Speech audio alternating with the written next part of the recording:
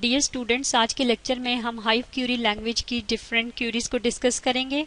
Hive के first lecture में आपने इंट्रोडक्शन देखा हाइव का, कि हाइव जिस तरह से आपका एसक्यूएल सर्वर काम करता है, डेटाबेस मैनेजमेंट कर रहा होता है, सिमिलर वे में हाइव जो है ये हाइव क्यूरी लैंग्वेज के अंदर जितने भी डेटाबेस ऑपरेशंस हो रहे होते हैं उनको सपोर्ट कर रहा होता है, उनको मैनेज कर रहा होता है।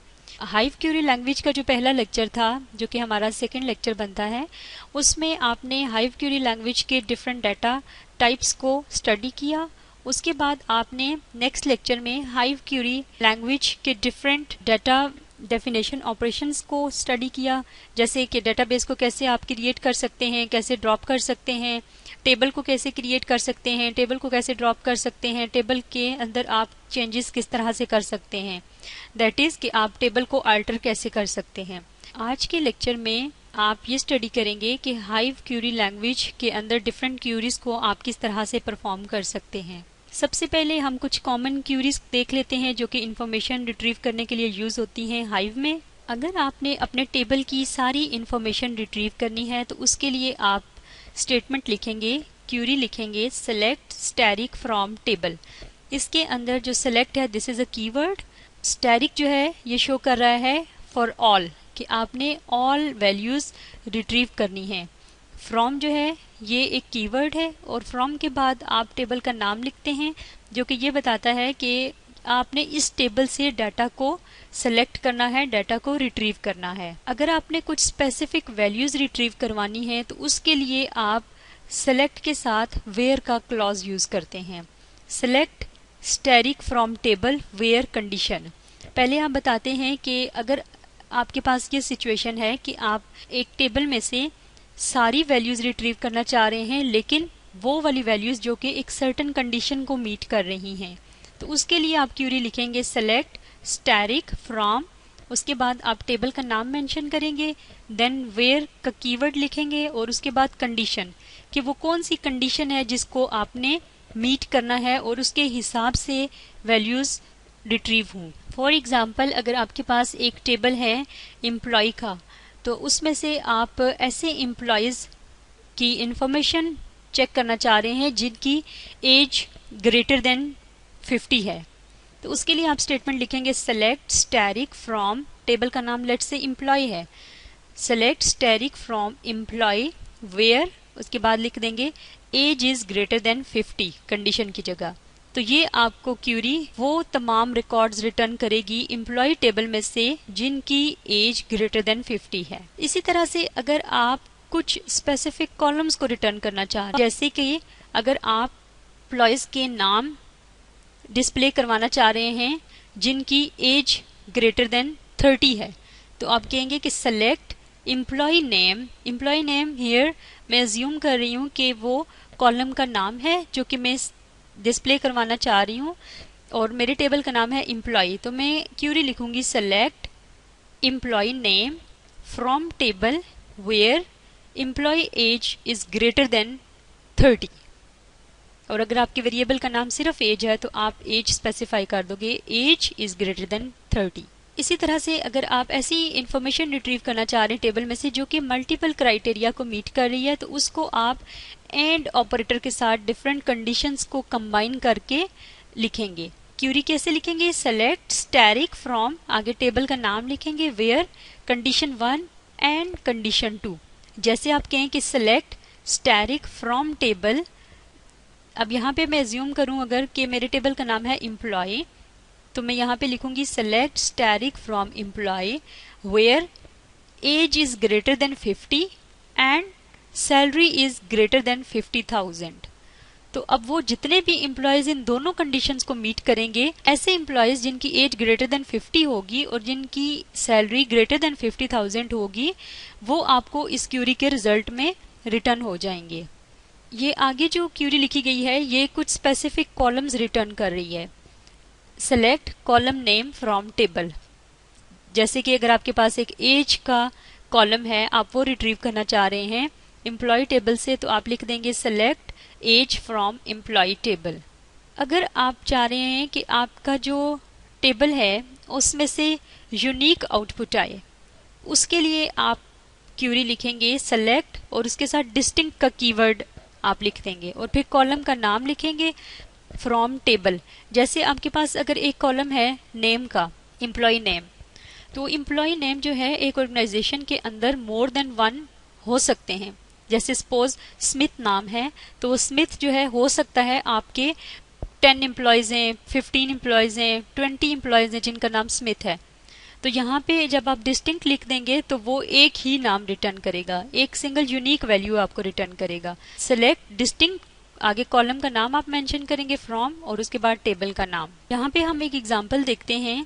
ये जो क्यूरीज अभी हमने डिस्कस की हैं इनमें से एक हम वेयर क्लॉज की क्यूरी लगा के चेक करते हैं कि अगर आपके पास एक टेबल हो तो आप उसको किस तरह से लिखेंगे और उसकी आउटपुट क्या आएगी।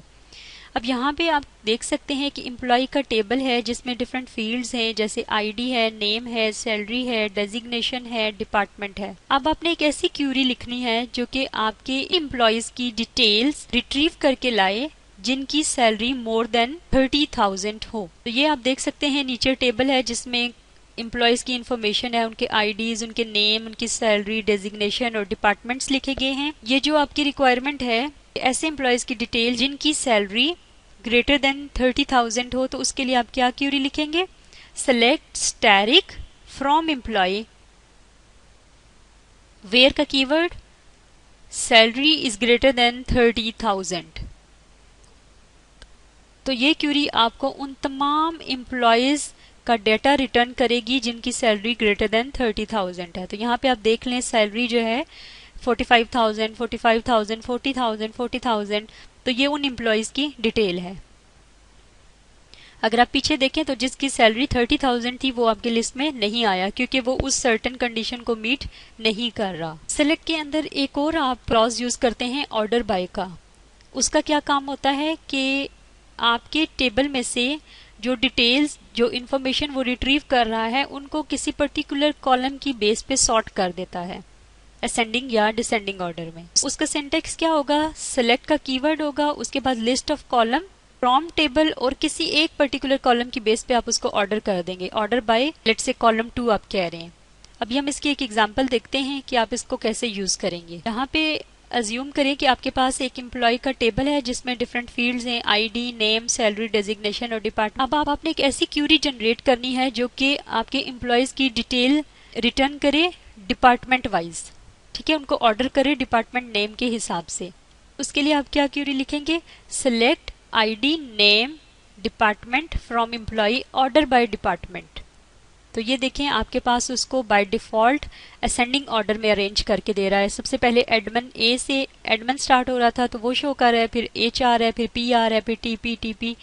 तो ये जिस तरह से आपका असेंडिंग ऑर्डर में डिपार्टमेंट के नेम्स हैं वो उस तरीके से आपको सॉर्ट करके दे रहा है असेंडिंग ऑर्डर में। अगर आपने डिसेंडिंग ऑर्डर में करना है तो उसके लिए आप ऑर्डर बाय डिपार्टमेंट और उसके बाद DESC का कीवर्ड लिख देंगे तो वो आपको डिसेंडिंग ऑर्डर में रिटर्न कर देगा। ग्रुप बाय का क्लॉज भी एक इम्पॉर्टेंट क्लॉज है।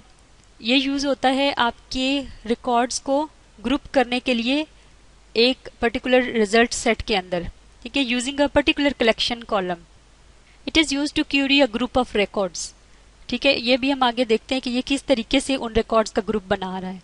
इसका सिंटेक्स है select column 1, comma, count static from table group by column 1। इसमें आप बता रहे हैं कि कॉलम 1 की बेस पे जो है ग्रुपिंग करके इंफॉर्मेशन को रिट्रीव करके आपको रिजल्ट दिखाया जाए। एक एग्जांपल देखते हैं इसकी। ये वही जो एग्जांपल हम पहले से डिस्कस कर रहे हैं, एम्प्लॉय का टेबल है और ये फील्ड्स हम ऑलरेडी देख चुके हैं कौन कौन सी फील्ड्स हैं इसके अंदर। अब आपने एक क्यूरी जनरेट करनी है जो कि रिट्रीव करे number of employees in each department.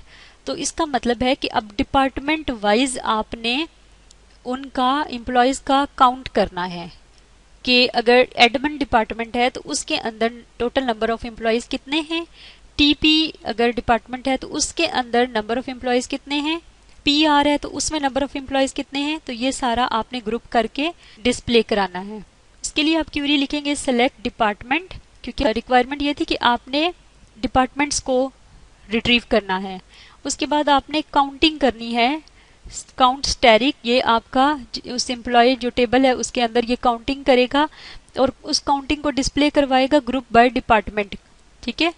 तो ये आपके जितने भी रिकॉर्ड्स उसके अंदर एम्प्लॉयज़ के थे उनको काउंट करेगा और उनको डिपार्टमेंट के हिसाब से ग्रुपिंग करके आपको बता देगा।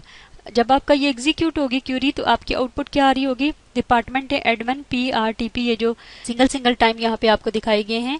काउंट स्टैटिक दिखा रहा है कि एडमिन में 1 एम्प्लॉय है, PR में 2 एम्प्लॉयज़ हैं और TP में 3 एम्प्लॉयज़ हैं। यहाँ पे आज का हमारा लेक्चर एंड होता है जिसमें आपने हाइव की डिफरेंट क्यूरीज को स्टडी किया, वो क्यूरीज जो कि ज़्यादा कॉमनली यूज़ होती हैं।